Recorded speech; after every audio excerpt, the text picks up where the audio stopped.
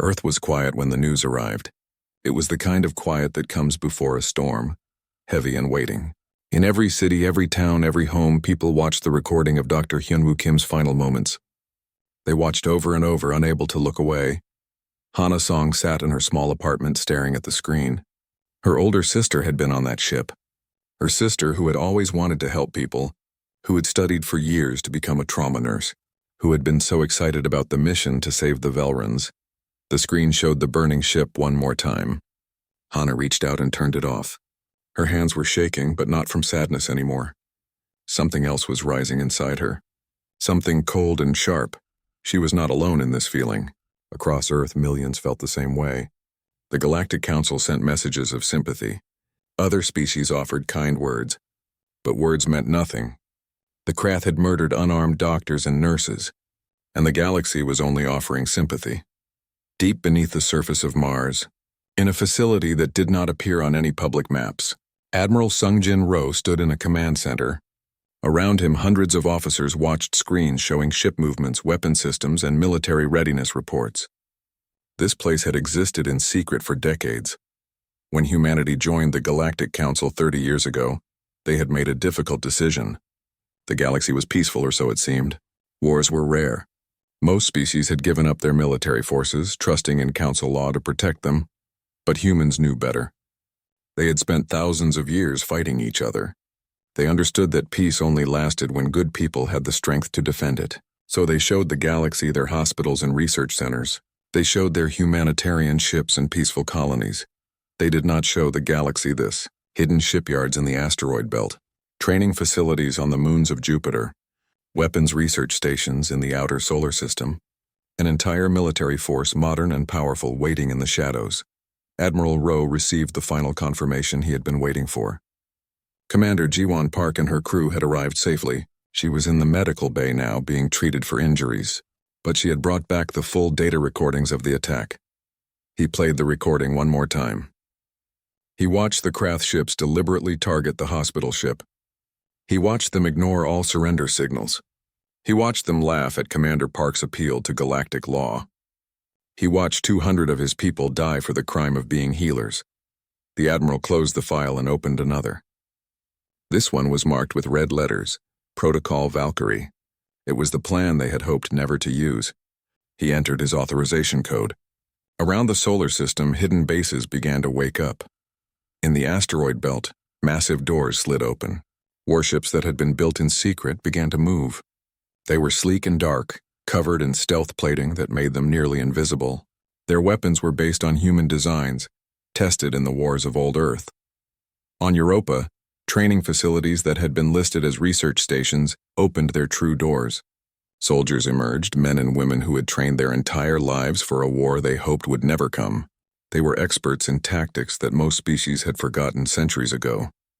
Colonel Bora Kang walked through the barracks, watching her soldiers prepare. She was a veteran of the last conflicts on Earth before humanity unified. She knew what war truly meant. She had seen its cost, and she had spent 30 years teaching others how to fight, just in case this day came. A young soldier approached her, nervous but determined. "Colonel, is it true? Are we really going to fight?" Bora looked at the soldier. She saw fear there, but also resolve. Yes, the Krath made a mistake. They thought we had forgotten how to be warriors. They attacked our healers because they believed we were weak. We are going to show them the truth. At a military recruitment center in Seoul, Hana Song stood in line. She had made her decision. Her sister had died trying to heal. Hana would make sure that sacrifice meant something. When she reached the desk, the recruiter looked at her information. "You have medical training," the recruiter said. "We need combat medics. People who can fight and heal. Are you prepared for that?" Hana thought of her sister's smile, her gentle hands, her endless compassion. "Yes," she said. "I am ready." She was one of thousands who volunteered that week. The recruiting centers were overwhelmed. Young and old, civilians and veterans, they all came with the same purpose. Some wanted revenge, some wanted justice. All of them wanted to ensure it never happened again. In a secret hangar on the far side of the moon, Captain Min Ho-yoon climbed into the cockpit of an experimental fighter. The ship was called Wraith 1, and it represented decades of quiet research. It could move faster than anything in known space. Its weapons could punch through shields that protected battleships, and it was completely invisible to normal sensors. Minho had been training on this fighter for 5 years, practicing maneuvers for an enemy he had never expected to face. Now that enemy had a name. Now that enemy had shown its face. He ran through the pre-flight checks, his movements precise and calm. Ambassador Taeyang Cho stood before the Galactic Council. Representatives from hundreds of species watched him. Many looked sympathetic. Some looked uncomfortable. The Krath ambassador sat in his seat showing no emotion at all. "We came to you in peace," Taeyang said. His voice was quiet but clear. "We asked for nothing but the chance to help others. For 30 years we have healed your sick, taught your children, and built homes for your refugees.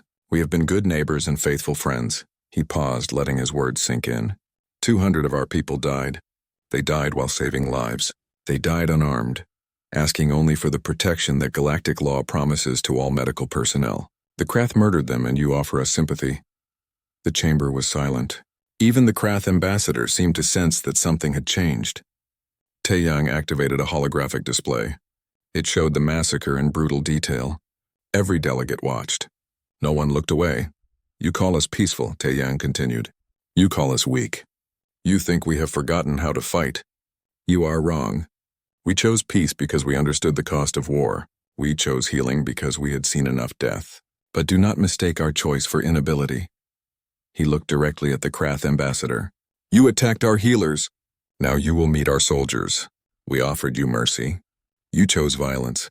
We will give you what you asked for." The ambassador turned and left the chamber. Behind him, delegates erupted in argument. Some species supported humanity's right to defend itself. Others worried about what Earth's military might mean for the balance of power. The Krath ambassador sent an urgent message to his emperor. Emperor Vex of the Krath read the message and laughed. "Let them come," he told his generals. "These soft mammals think they can threaten us. We have conquered 40 worlds. We have destroyed species stronger than these weak humans. Let them send their toy soldiers. We will crush them and take Earth as a prize." His generals agreed. The Krath had never lost a war. Their military was feared across the galaxy. They had ships, weapons, and soldiers that had been perfected over centuries of conquest. What did they have to fear from a species known only for their hospitals? They did not know what was coming. They did not know about the hidden fleets, the secret weapons, the soldiers trained in tactics from humanity's violent past. They did not know that humans had studied war like an art form, that they had written books about strategy, that they had spent thousands of years learning every possible way to defeat an enemy. Admiral Rowe stood on the bridge of the Earth ship Retribution. It was the flagship of the fleet, a massive dreadnought bristling with weapons. Around him, 500 warships prepared for departure. They had names like Vengeance, Reckoning, and Justice. But the most important ship bore the name Serenity's Hope, rebuilt as a symbol. "All ships report ready," his second officer announced. Rowe looked at the star map showing Krath territory. "Send a message to all commands. Protocol Valkyrie is now active. We are no longer the healers of the galaxy. We are its guardians, and we will show them why you never ever attack someone who chooses peace." The fleet jumped to faster than light speed. They moved as one. A dark wave of ships heading toward Krath space. Behind them, Earth transformed. Factories that had built medical equipment began building weapons. Scientists who had researched cures turned their minds to military technology. A species known for 30 years as peaceful healers remembered how to be warriors. The sleeping giant had awakened, and it was angry. The Krath military base at Helion Station was home to 10,000 soldiers. It controlled the trade routes in 3 star systems and served as a forward command post for Krath expansion. The base commander considered it one of the safest positions in the Empire. That confidence lasted exactly 47 minutes after the human fleet arrived. The attack began without warning. Krath sensors detected nothing until the first missiles struck their shield generators. By the time alarms started screaming, half the base defenses were already destroyed. The Krath scrambled to respond, but they were fighting an enemy they could not see. Captain Min Ho Yoon's fighter, Wraith 1, slipped through the chaos like a ghost. His stealth systems made him invisible to Krath sensors. He targeted command centers with precision, each missile hitting exactly where it needed to. Behind him, 50 more stealth fighters did the same. The Krath tried to launch their own fighters, but Colonel Bo-Ra's Special Forces team had already infiltrated the base. They had come in days before, disguised as cargo, waiting for this moment. Now they moved through the hangar bay, planting charges on fuel lines and ammunition stores. A Krath soldier spotted Bora's team and raised his weapon. He never got the chance to fire. 3 silent shots from the darkness and he fell. The humans moved on, their faces covered, their movements efficient. They had trained for years for operations like this. The base commander tried to organize a defense. He shouted orders, called for reinforcements, and activated every weapon system still working. But he was fighting blind. The human attack came from everywhere and nowhere. Every time his forces tried to counter, they found empty space. Every time they thought they had a target, it vanished. 47 minutes after the first shot, the base fell silent. The Krath soldiers who survived surrendered. They were treated well, given medical care, and allowed to contact their families. The humans followed strict rules. They fought soldiers, not civilians. They destroyed military targets, not homes. This was war, but it was war with honor. News of the attack spread through Krath space like fire. The humans had struck deep into their territory and won without losing a single ship. Emperor Vex was furious. He called his generals together and demanded explanations. "How did this happen?" he roared. "You told me they were weak. You told me they knew nothing of war." War leader Draketh, the most experienced of the Krath military commanders, spoke carefully. "My emperor, we underestimated them. Their technology is advanced. Their tactics are sophisticated. They fight unlike anyone we have faced before." "Then destroy them," Vex commanded. "Send the 5th Fleet. Crush these humans and show the galaxy what happens when someone challenges the Krath Empire." The 5th Fleet was the pride of the Krath military. 20 battle cruisers, each one capable of destroying planets. They had conquered 6 species and never lost a battle. Their commander was confident as they jumped toward human positions. That confidence died in the Kilos Nebula. Commander Jiwan Park waited there with 3 human dreadnoughts. She had studied the Krath fleet patterns. She knew their tactics, their formations, their standard responses, and she knew how to beat them. The Krath fleet entered the nebula in their standard attack formation, shields forward, weapons charged. They expected the humans to run or try to negotiate. Instead, Jiwan did something unexpected. She sent a message. "This is Commander Park of the Earth Defense Fleet. You are in violation of galactic law. You murdered unarmed medical personnel. Surrender now, and you will be treated fairly according to prisoner rights. Refuse and we will show you no mercy." The Krath commander laughed and opened fire. His 20 battle cruisers unleashed a storm of weapons. But the human ships were not where they appeared to be. The nebula interfered with sensors and the humans used that. By the time the Krath realized their mistake, it was too late. The 3 human dreadnoughts split up and used tactics from ancient Earth naval warfare. They appeared and disappeared in the nebula clouds, striking from unexpected angles. Each attack was precise, targeting engines and weapon systems, disabling ships without destroying them entirely. The Krath tried to adapt, but their formations were designed for direct confrontation. They had forgotten that war could be more than 2 forces charging at each other. The humans used the environment, used psychology, used every advantage they could find. When the battle ended, 15 Krath battlecruisers were disabled and drifting. 3 had been destroyed when they refused to surrender. 2 had escaped. The human fleet had suffered minor damage to 1 ship and 0 casualties. Jiwan stood on her bridge and looked at the captured Krath vessels. She felt no joy in the victory. These were soldiers following orders, just like her crew. But they had to learn. The galaxy had to learn. You do not attack healers. You do not murder the innocent. Back in Krath space, War leader Draketh received the reports and felt something he had never experienced before. Fear. Not fear of death in battle, but fear of fighting an enemy he did not understand. He began researching human history, trying to comprehend how they fought so effectively. What he discovered shocked him. Humans had spent thousands of years fighting each other. They had developed countless ways to wage war. They understood tactics, strategy, psychology, and logistics at levels the Krath had never considered. They had written entire libraries about the art of war. More disturbing was their history of violence. Humans had fought wars that killed millions. They had created weapons that could destroy their entire planet. They had nearly made themselves extinct through warfare. And they had learned from all of it. When humans joined the Galactic Council, they did not join as innocents who had never known war. They joined as recovering warriors who had finally achieved peace with themselves. They chose to be healers because they knew the cost of being killers. They had not forgotten how to fight. They had chosen not to. Dracoth tried to explain this to Emperor Vex, but the Emperor refused to listen. "They are still just mammals," Vex shouted. "We have superior numbers. We will crush them through sheer force." But the human advance continued. They struck military bases, destroyed weapon factories, and disabled communication stations. Every attack was surgical, every victory decisive. The Krath kept sending fleets, and the humans kept destroying them. The losses mounted. On the battlefield, combat medic Hana Song moved through the wreckage of a Krath transport. Her team had just disabled it, and now she searched for survivors. She found a young Krath soldier trapped under debris, bleeding badly. The soldier looked at her with fear and confusion. "You are going to kill me," he said in broken English. Hana pulled out her medical supplies. "No, I am going to save you. That is what humans do." She worked quickly, stopping the bleeding and treating his wounds. The soldier watched in amazement as the enemy who had just defeated his ship now fought to save his life. "Why?" the soldier asked. "We killed your healers." Hana looked at him. "Yes, you did. My sister died on that hospital ship. But you are not responsible for what your leaders did. You are a soldier following orders. I will not become like them. I will not kill the helpless." Stories like this spread through the Krath military. Captured soldiers returned home with tales of human mercy.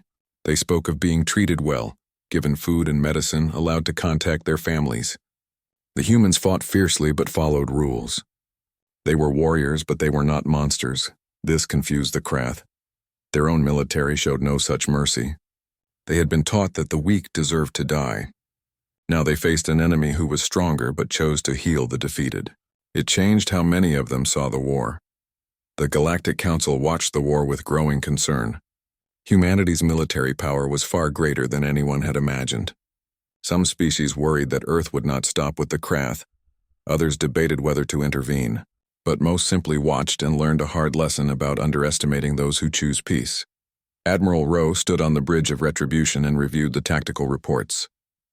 The war was going well, perhaps too well. They were winning every battle, but wars were not won by battles alone. He knew that at some point they would need to offer the Krath a way to surrender with dignity. Crushing them completely would only create more problems. But Emperor Vex refused all diplomatic contact.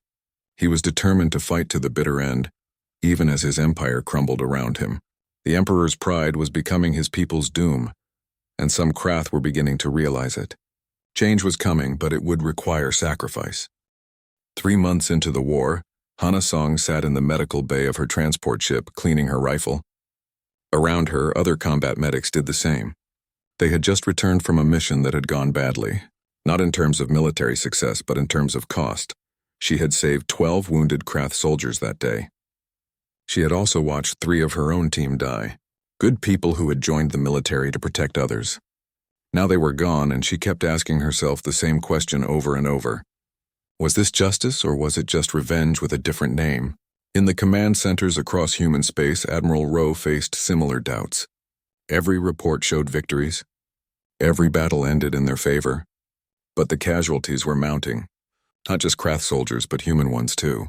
Young men and women who had volunteered to fight for justice were dying far from home. The Admiral looked at the latest numbers and felt the weight of command pressing down on him. 200 healers had died in the attack on Serenity's Hope. Since then, over 1,000 human soldiers had died fighting this war. At what point did the price become too high? The Galactic Council grew more nervous each day. Several species sent ambassadors to Earth, asking about human intentions. They praised Earth's restraint in only targeting military objectives, but they worried about what would happen after the Krath were defeated. Earth now had the most powerful military in the galaxy. What would they do with that power? Ambassador Taeyang spent his days trying to calm these fears. He held meetings, gave speeches, and made promises. "We seek only justice for our dead," he repeated endlessly. "We have no desire for conquest or empire. When this war ends, we will return to being what we always wanted to be, healers and friends." But words could only do so much. The galaxy watched Earth's military power with a mixture of respect and fear. Some species quietly began building up their own defenses. Others sought alliances just in case. The balance of power in the galaxy had shifted, and no one was sure what that meant for the future. Meanwhile, in Krath space, the Empire was falling apart. Emperor Vex refused to admit defeat, but his generals could see the truth. They were losing badly. Every fleet they sent came back destroyed or captured. Every base they fortified fell to human tactics they could not counter. War leader Draketh stood before a holographic map showing Krath territory. Red zones marked areas lost to humans. Yellow zones showed places under threat. Only a handful of green zones remained. The capital world, the Emperor's throne world, sat in the center of the shrinking empire like a final target. Vex entered the war room, and all the generals bowed. The Emperor looked older now, worn down by months of defeats. But his pride remained unbroken. "Status report," he demanded. Draketh spoke carefully. "My Emperor, the humans continue to advance. We have lost control of the outer systems. Our military strength is at 40% of what it was when the war began. I must respectfully recommend that we seek terms of surrender." The Emperor's face turned dark with rage. "Surrender? The Krath Empire does not surrender. We are the strongest species in the galaxy." "We were," Draketh said quietly. "But the humans have shown us that strength is not just about weapons and numbers. They understand warfare in ways we never considered. My Emperor, continuing this fight will destroy our entire species." Vex struck Draketh across the face. "You are a coward!" "I will find generals with courage." He turned to the others. "Activate Project Omega. If we cannot win, then we will make sure the humans pay a price they cannot afford." The generals looked at each other nervously. Project Omega was their ultimate weapon, a device capable of destroying entire star systems. It had been built as a deterrent never meant to be used. Using it now would be genocide on a massive scale. Draketh felt something break inside him. His entire life he had served the Empire with honor. He had believed in Krath's superiority and their right to rule. But now he saw clearly. His Emperor was willing to destroy innocent worlds rather than admit defeat. This was not strength. This was madness. That night, Draketh did something he never thought possible. He sent a coded message to Admiral Rowe. It contained complete information about Project Omega, its location, its capabilities, and how to disable it. He also included deployment schedules for the remaining Krath military forces. The message ended with simple words. "I was wrong. We were wrong. Please stop this war before my Emperor destroys us all. I will face whatever judgment you deem appropriate for my crimes." Rowe received the message and immediately called Colonel Bo-Ra Kang. "We have intelligence on a doomsday weapon. If the Krath use it, millions will die. Billions, maybe. I need your team to disable it." Bo-Ra looked at the mission parameters. The weapon was deep in Krath territory, heavily guarded and on a countdown timer. It was a suicide mission. She knew it. Her team knew it. But they also knew what would happen if they failed. "We will get it done, sir," she said simply. The mission launched within hours. Bo-Ra's team consisted of 12 of the best Special Forces soldiers humanity had. They traveled in a stealth transport, slipping past Krath patrols using the intelligence Draketh had provided. The closer they got to the target, the heavier the defenses became. They landed on the moon where the weapon was hidden. The facility was carved into the rock, protected by shields and automated defenses. Bo-Ra led her team through the outer perimeter, moving fast and quiet. They lost 2 soldiers to the automated defenses before reaching the main entrance. Inside, Krath soldiers fought desperately to stop them. The humans pushed forward, taking casualties but never stopping. They had to reach the weapon. Nothing else mattered. Another 3 soldiers fell in the corridors, then 2 more at the main chamber entrance.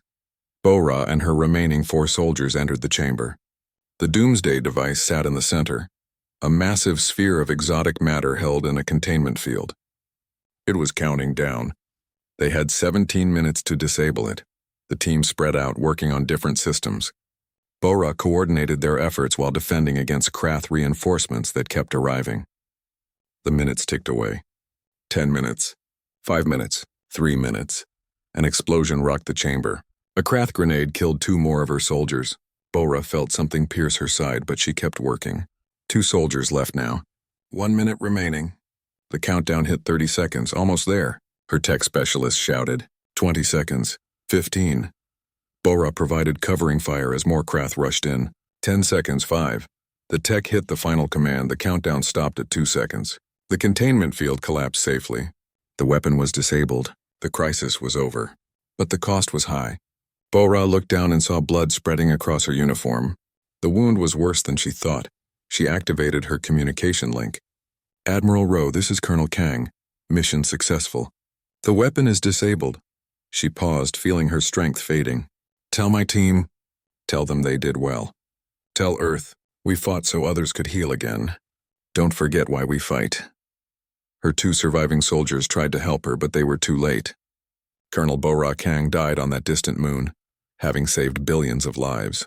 Her sacrifice and the sacrifice of her team would be remembered as the turning point of the war. When news of Bora's death reached Earth, it hit hard. She had been a symbol of humanity's military strength, but also of its moral compass. She had taught her soldiers to fight with honor, to show mercy when possible, and to never forget the difference between justice and revenge. Admiral Rowe ordered a temporary ceasefire. He sent a message to Emperor Vex. We have disabled your doomsday weapon. We mourn the loss of our soldiers, including one of our finest commanders. This war has cost both our peoples too much. I am offering you one chance to surrender with honor. Accept it, or we will have no choice but to finish this. Vex's response was predictable. He refused and retreated to his throne world, calling for a final stand. But something had changed. Many Krath officers, inspired by Draketh's example and tired of their emperor's madness, began to defect. They contacted human forces offering to help end the war peacefully. Draketh himself surrendered to Admiral Rowe. He expected execution or imprisonment. Instead, Rowe offered him a chair and a drink. You saved billions of lives by warning us about that weapon, the Admiral said. Your people need leaders who understand that strength without wisdom is just destruction. Will you help us end this war? Draketh looked at the human admiral with new understanding. They had beaten his empire decisively, killed thousands of his soldiers, and brought his civilization to its knees. But they still offered mercy, still sought peace, still tried to heal rather than destroy. Yes, Draketh said, I will help you. My people have been ruled by pride and violence for too long. It is time we learned a better way. The final battle for the Krath throne world began at dawn. Admiral Rowe's fleet appeared in orbit, joined by ships commanded by defected Krath officers. It was a strange sight. Human and Krath vessels flying side by side, united against an emperor who refused to accept reality. Emperor Vex had gathered his most loyal forces around the planet. They numbered in the thousands, still a formidable military force. But they were fighting for a lost cause, defending a leader who cared more about his pride than their lives. Before the attack began, Rowe made one final attempt at peace. He broadcast a message to the planet below.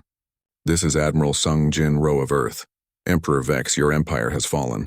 Your generals have abandoned you. Your people want peace. Surrender now, and you will be treated with the dignity you denied our healers. No more of your soldiers need to die today.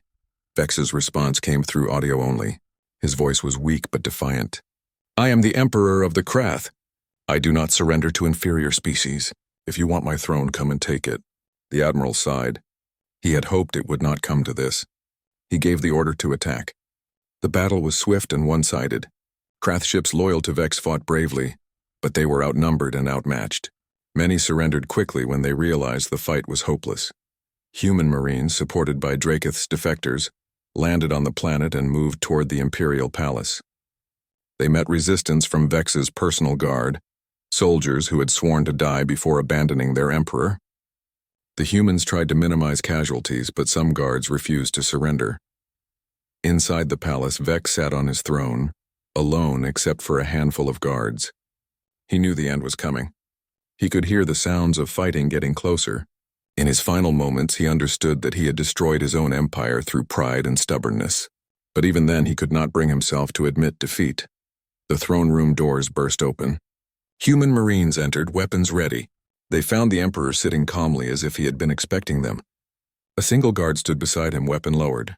Emperor Vex, the Marine commander said, you are under arrest for war crimes, including the murder of unarmed medical personnel. Surrender peacefully and you will be granted a fair trial. Vex laughed bitterly. A trial? By whose authority? You are nothing but primitives from a backward world. He reached for a weapon at his side. The Marines reacted instantly, 3 shots, precise and final. Emperor Vex fell from his throne and did not rise again. His last guard dropped his weapon and surrendered without a fight. The war was over. News of the Emperor's death spread quickly. Across Krath space, military forces surrendered. The fighting stopped. After 4 months of war, silence fell over the battlefield. But for humanity, the hard work was just beginning. The Galactic Council expected Earth to occupy Krath worlds and demand reparations. Some species prepared for humanity to establish an empire of their own. Everyone waited to see what the victorious humans would do with their power. Admiral Rowe shocked the galaxy with his announcement. The war is over. We did not fight for territory or power.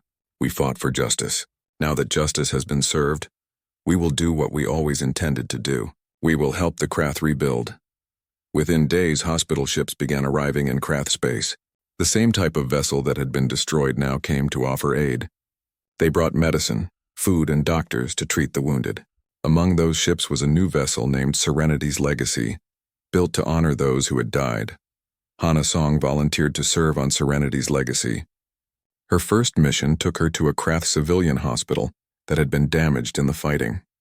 She walked through the wards treating wounded Krath soldiers and civilians alike.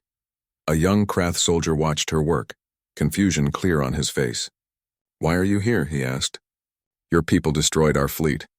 You killed our emperor. Why do you now heal us?" Hana finished bandaging his wound before answering. "My sister died on a hospital ship your military destroyed. She was a healer, one of the best I ever knew. If I spend my life seeking revenge, then her death meant nothing. But if I continue her work, if I heal as she healed, then she lives on through me." She looked at the soldier directly. "We fought your military because they attacked the innocent. We destroyed your weapons because they threatened peace. But you are not your emperor. You are just a young soldier following orders, and now you are my patient. That is all that matters." Stories like this spread through Krath worlds, former enemies working together to rebuild. Human engineers helped repair damaged cities. Human teachers opened schools. Human diplomats helped establish a new government. And everywhere, human doctors healed the wounded. Draketh worked closely with human authorities to form a new Krath leadership. He helped identify moderate leaders who wanted peace and cooperation instead of conquest. It was not easy. Many Krath struggled to accept help from those who had defeated them. But slowly, understanding grew. The new Krath government signed a treaty with Earth. They formally apologized for the attack on Serenity's Hope. They agreed to pay reparations, not to Earth, but to a fund that would build hospitals across the galaxy. They renounced military aggression and joined the Galactic Council as junior members. Commander Jiwon Park, now promoted to Admiral, took a leave of absence after the war ended. She traveled to the place where Serenity's Hope had been destroyed.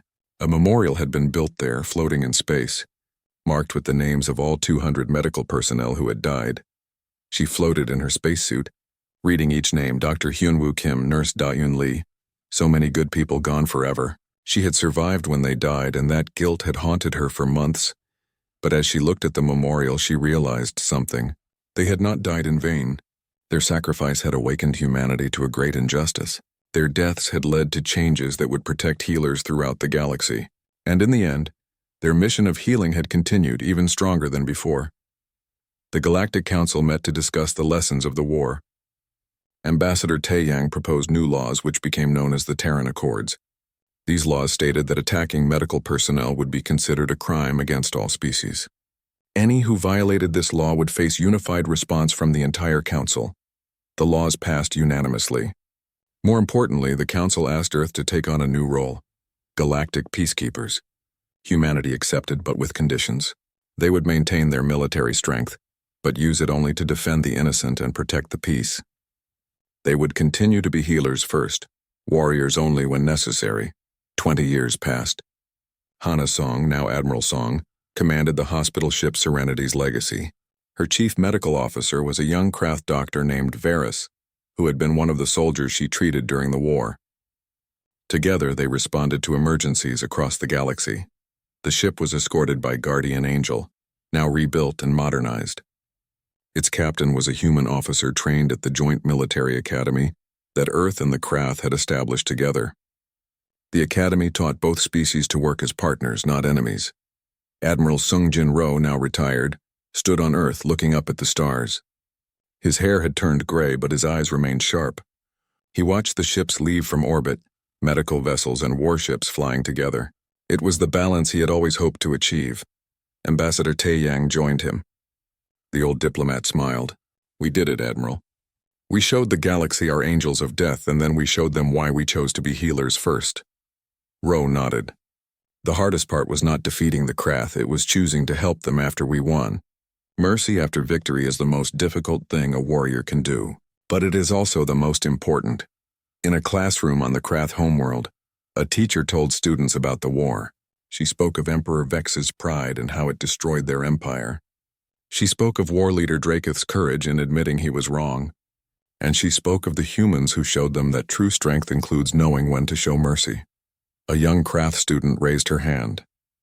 "Teacher, why did the humans stop? They could have conquered us all." The teacher smiled. "Because they understood something we had forgotten.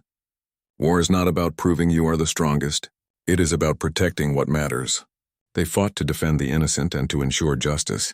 Once that was done, they returned to what they truly valued: healing, building, and helping others. Across the galaxy, monuments stood in memory of those who died on Serenity's Hope. Each one carried the same inscription: "They came in peace to heal the sick. They died protecting the innocent." We honor them by choosing the path they showed us, that the strongest warrior is one who can put down their weapons and help a fallen enemy rise. A new distress call came from a distant colony. Disease had broken out and thousands needed help. Serenity's legacy received the call and immediately changed course. Admiral Hana Song stood on her bridge and gave the order to proceed at maximum speed. The ship was escorted by both human and Krath warships, flying in perfect formation. Guardian Angel led the way, its commander ready to protect the healers at any cost. Behind them, dozens more ships followed, medical vessels from many species all responding to the same call for help. This was humanity's gift to the galaxy. Not just their skill at healing or their ability to fight, it was their understanding that both were necessary. That peace required the willingness to defend it. The hospital ship floated quietly in the darkness of space. Its white hull reflected the distant stars, and the red cross painted on its side glowed softly under the emergency lights. Inside, Dr. Hyunwoo Kim moved quickly through the medical bay, his footsteps echoing on the metal floor. The ship was called Serenity's Hope, and it carried 200 doctors, nurses, and medical staff. They had traveled for 3 weeks to reach this remote colony, responding to a desperate call for help. A plague was killing thousands of Velrans, a peaceful alien species with blue skin and large, gentle eyes. Hyunwoo stopped at bed 47. A young Velran child lay there, breathing weakly. Her mother sat beside her, holding her small hand. The mother looked up at Hyunwoo with hope and fear mixed in her eyes. "Doctor, will she live?" the mother asked in broken English. Hyunwoo checked the monitors. The numbers were not good, but they were better than yesterday. He smiled gently. "She is fighting. We are fighting with her. Don't give up." Nurse Dayun Lee appeared at his side with a tray of medicine. She had been working for 16 hours straight, but her hands were steady as she prepared the injection. This was what humans did best. When others were dying, humans came to heal. For 30 years, since humanity joined the Galactic Council, they had built this reputation. Earth sent doctors to plagues, engineers to disasters, and teachers to struggling colonies. Other species had stronger warriors or faster ships, but humans understood suffering in a way others did not. They had experienced so much of it in their own history. Outside the medical bay, Commander Jiwon Park stood on the bridge of the Guardian Angel, a small military ship assigned to protect Serenity's Hope. She stared at the radar screen with growing concern. 3 dots had appeared at the edge of sensor range 10 minutes ago. Now there were 7. Now 12. "Dr. Kim," she called over the communication link. "We have unknown ships approaching. I recommend immediate evacuation." Hyunwoo's voice came back calm but firm. "Commander, I have 30 patients in surgery right now. If we move them, they die. How much time do we have?" Jiwon looked at the approaching ships. Their formation was aggressive, weapons ready. 20 minutes. Maybe less. "Then we have 20 minutes, Hyunwoo said. "Keep us safe, Commander." "We trust you." The communication ended. Jiwon felt a weight settle on her shoulders. Her small frigate carried only basic weapons. It was designed to chase away pirates, not fight a fleet. But she had her orders, and more importantly, she had her duty. The approaching ships revealed themselves as they came closer. They belonged to the Krath Empire, a powerful military force that controlled dozens of star systems. The Krath believed in strength above all else. They saw weakness as a disease that needed to be removed from the galaxy. The lead Krath ship opened a communication channel. A harsh voice spoke in the common language.